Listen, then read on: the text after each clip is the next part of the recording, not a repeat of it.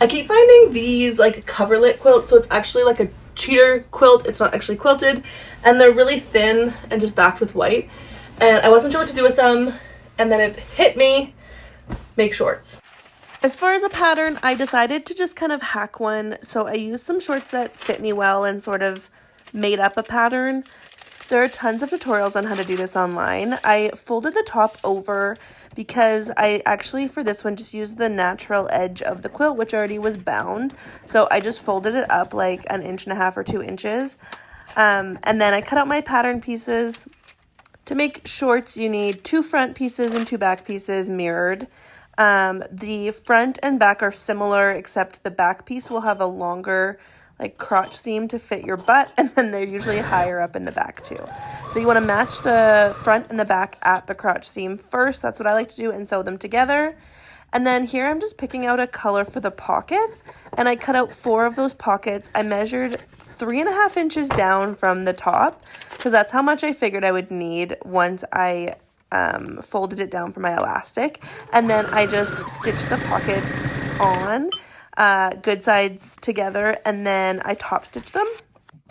Stitching the pockets is not required, but it definitely helps them stay inside.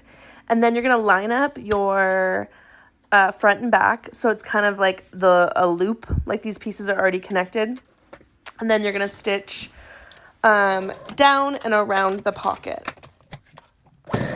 I wanted to leave a side slit at the bottom, so you'll see here when I get to the bottom, I'm actually not sewing all the way to the bottom, I'm stopping a couple inches up, and then I pressed that open, and I stitched up that V, I guess, and then across, and I did a couple back stitches there, and then down the other side, just to give it that split hem.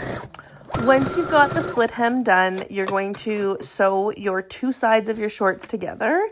So basically you're going to take one and put it inside the other so that the right sides are together, and then you're going to pin and then stitch that whole seam together. This is what's going to bring your 2 legs together, and it sort of goes from all the way the back of the waistband all the way to the front.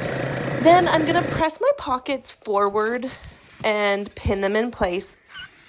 At this point, I also realized that I should top stitch my crotch seam just because it needs to be nice and strong. So I just pressed it to one side and stitched all the way from back to the front. For the waistband, I would normally fold down and then fold again, but I didn't want it to be bulky, so I just folded it down like 1.5 inches, and because I've serged it, that edge should be encased. I left a gap so that I could thread the elastic through. I just used a safety pin to do that, and then once I got it through, I tried them on and sewed my elastic in place. I just sewed it a bunch of times in different directions, and then all I had to do was sew up the gap that I left. Once I got the elastic in, I realized I actually wanted to sew the waistband in place. This just stops the elastic from getting flipped around. Just pull tight while you sew.